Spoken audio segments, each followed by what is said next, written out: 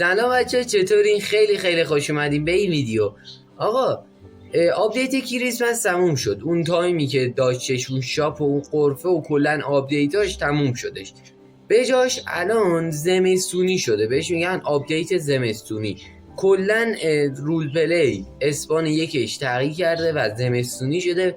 و اینم بگم که خبر خوبیه که برف تا آخر زمستون احتمالاً هستش، یعنی الان که فعلا هست. ما هم میدونیم که حالا هستش و قرار نیست بره و امیدوارم که تا آخر زمستون برف باشه.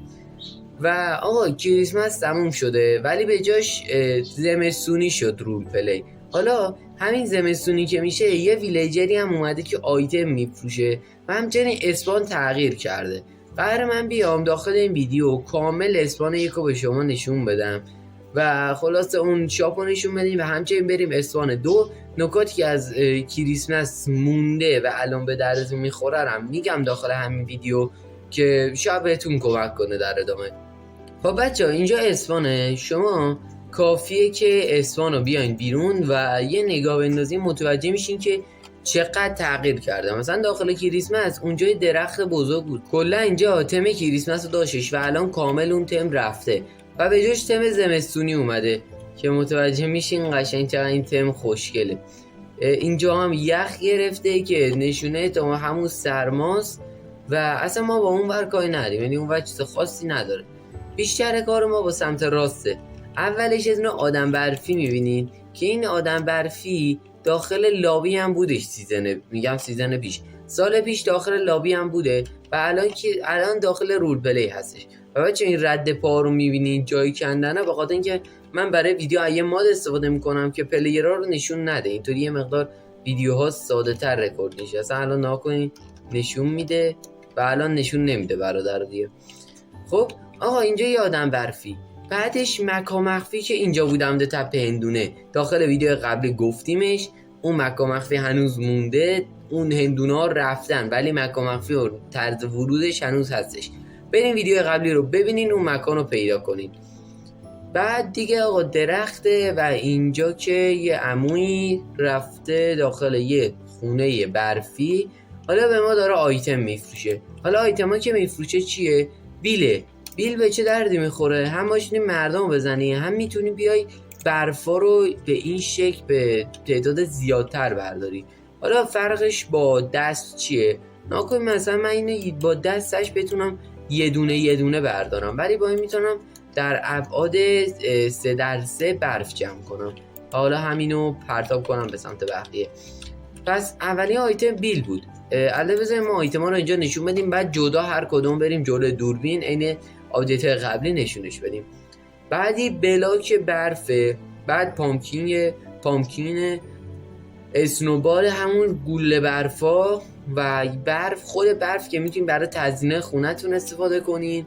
کلاهای آدم برفی در 5 نوع مختلف و 2 نوع برف، 2 نوع یخ اینجا. حالا بریم هر کدوم از این آیتم ها رو به صورت جداگونه تماشا کنیم. خب دوستان، همونطور که میدونین آیتم هایی که ما داریم کلا 5 تا هدن با بقیه وسایل، که اول ما اون وسایل رو میبینیم و بعد میریم سراغ اون هدا تک به تک و همچنین میریم اسپان شهر 2 که اونجا هم یه خفنیه. حتی به نظرم نریم خیلی بهتره، چون که اسپان شهر 2 همون آپدیت کریسمس داخل شهر 2. اگر نمیدونین الان من واسهتون عکسشو گذاشتم و میتونین از روی اون عکس متوجه بشین که چه تغییری کرده اسپان شهر 2.